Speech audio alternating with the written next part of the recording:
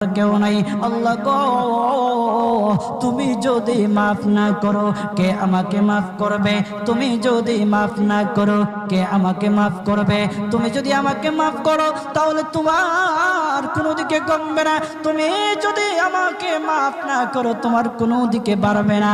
আল্লাহ গো, তুমি আমাকে মাফ করে দাও। সারাটা জীবন অন্যায় কাজ করেছি, সারাটা জীবন নাফরমানি করেছি, আমার কাছে কালেমার দাওয়াত কম আসে নাই, আমার কাছে কালেমার দাওয়াত কম আসে নাই, আমাকে লোকেরা কম বোঝায় নাই। ওগো আল্লাহ, তুমি আমাকে মাফ করে দাও।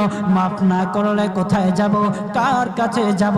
বাবা যখন মারে তখন মার কাছে আশ্রয় নেওয়া যায়, মা যখন প্রহার করে তখন বাবার কাছে আশ্রয় নেওয়া যায়, বাবা মা যখন প্রহার করে তখন দুনিয়ার কারো না কারো কাছে আশ্রয় নেওয়া যায়।